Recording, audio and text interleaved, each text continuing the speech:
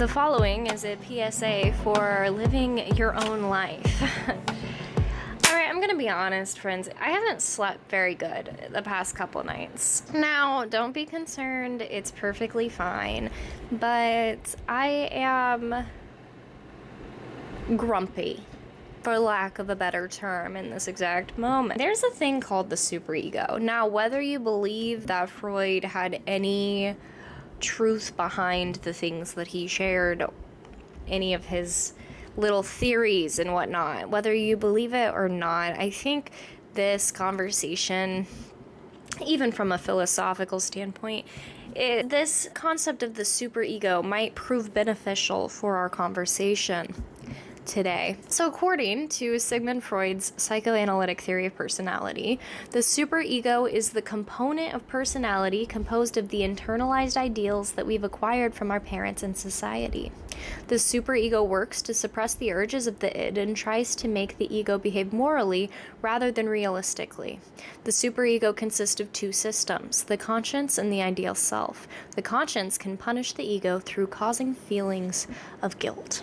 Now, you might be saying, Megan, what does this have to do with living your own life? How much of your personality, of who you are and your decision making is actually based on the perspective or the understandings of other people, whether they're other people in your family or other people around you, how you were raised, or even the culture or society at large?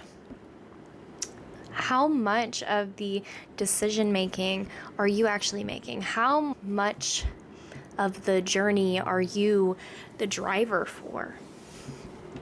A lot of us struggle with self-doubt and fear preventing us from doing things that we really deeply feel that we want to do. And why is this? Well, you would think you have self-doubt, but on one hand, you do have self-doubt, but on the other hand, how much of that self-doubt was actually yours to begin with, and how much of it is actually internalized by your fear of what other people will think, how other people will view the actions you take or the things that you do. And I just want to record this video to say, hey, this truly is your own life, and a lot of the journey is learning to differentiate your own voice and your own truth and your own understanding and wisdom and intuition from the beliefs that people around you may have, because other people are simply human too, right?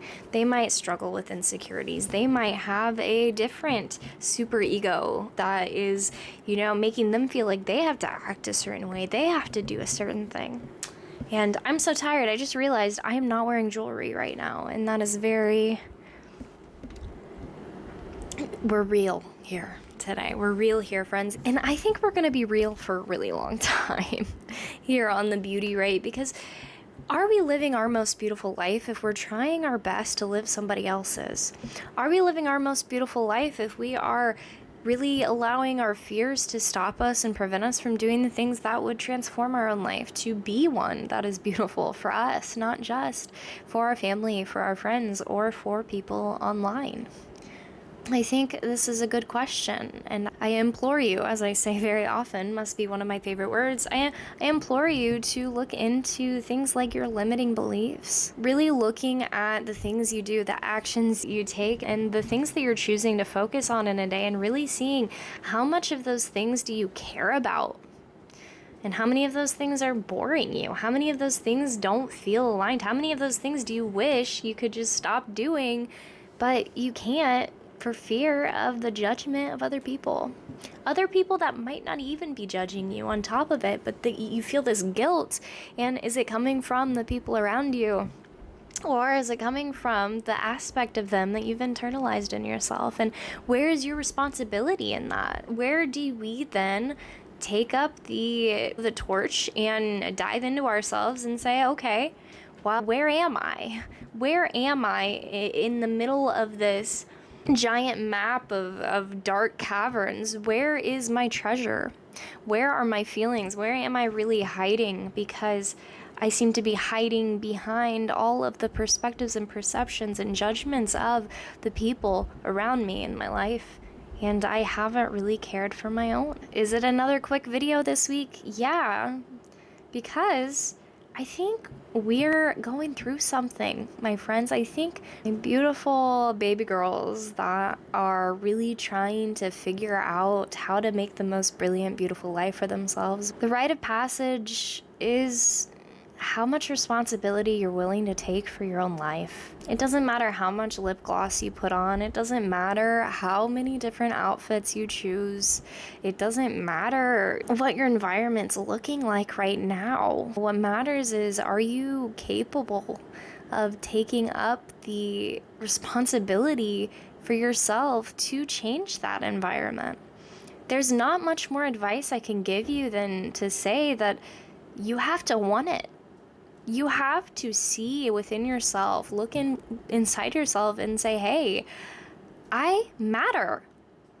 I have feelings. I have dreams. I have passions and desires. And to feel guilt for those things just because of the judgment of another person, just because of the judgment or the ideas of people online or people you interact with or the way that everything has been built, honestly, are you ready to take ownership and responsibility for your role?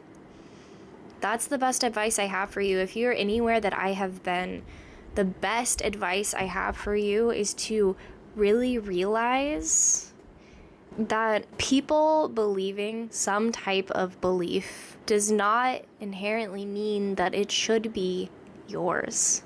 And there's a reason that limiting beliefs are limiting. For some people, the same belief might give them freedom.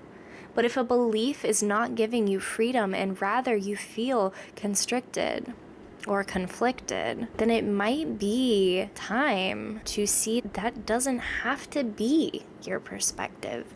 And maybe it's just not for you. It doesn't matter how many times it's been done. It doesn't matter how many people agree with it. Sometimes the status quo is meant to be pushed back against, and sometimes that's how we change the world. And that is definitely how we start to change our life. So I love you. Thank you for being here. Thank you for joining me. I'll see you next week. Love you. Bye.